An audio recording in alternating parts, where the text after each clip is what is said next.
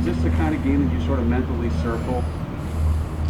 I would say, I mean, this is what you prepare for in the off season and during the season. Matchups like these, and it's definitely our O line versus their D line, and our offense versus their defense, like any other week. But it's definitely a matchup you look forward to, and so a lot of respect. Is there, and I'm sure in your prep you watch a lot of defensive tackles and edge guys to get better at your job. What have you noticed that Donald does that just about nobody else can do? I would say, like, it's what doesn't he do, because he does it all.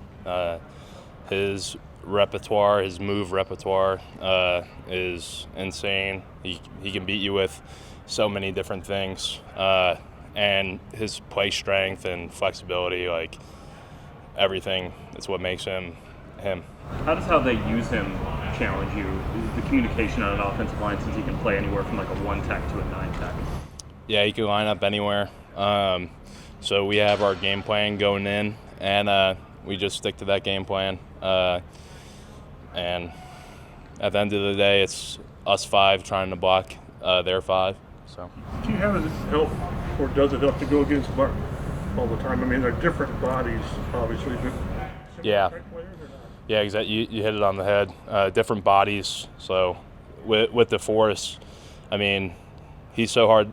I mean, they're both great athletes. DeForest is longer, and then Donald is probably more explosive and compact in his hands. But it definitely helps your confidence going against DeForest all the time, like a phenomenal 3-tech. It helps your confidence going into a game against another phenomenal 3-tech. So, yeah. Quenton, you strike me as a guy who doesn't love missing practice. You have missed a lot of practice, whatever, over the last 6 weeks. How do you think you cope with that, and how does it affect preparation? Yeah. I hate missing practice. It sucks, like, watching everyone out there grinding, and you're just on the freaking sideline watching, and it truly kills me. And, like, that part hurts me a lot, but to be honest, I think I've coped with it and handled it really well. I'm getting as many mental reps as I can during practice, and then with my film study, I'm watching a ton of film on my opponent, and then also in the meeting rooms, I'm watching practice again, and just picturing myself out there. And if I was at left guard, what do I need to do to be successful on this rep and this rep? So I'm doing everything I can. Like, I don't think there's a better thing to prepare you for the game than practice, and I take practice very seriously. But I'm doing everything I can to prepare outside of that. It's unfortunate that I can't practice on those practices that I've missed. But I'm doing everything I can, and no regrets with that. How difficult is it to try to get a back injury better in the middle of the season? It's difficult, and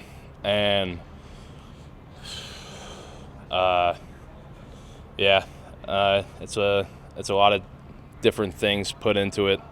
It's hard to treat at times and get into certain areas, but again, I think the Colts treatment staff are handling it really right and doing a good job with it. Is it something you'll just have to deal with? Is it something that could linger? Is this the first time you've had to? Yeah, I think it's definitely something that can get better. I had it freaking great going into camp and through camp, and when I came back, and then there was just one incident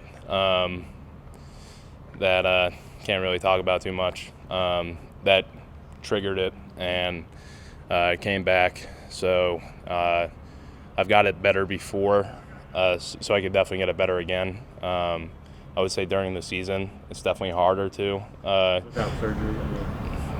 not surgery, but just with a daily routine of treatments, exercises, stretches, among other things. But it's something that I feel confident about in week 2 after the diagnosis and everything, and that can get better. And I'm happy with the game plan I have going forward on it, and I'm hoping to be back at practice in the future and having it not be a problem.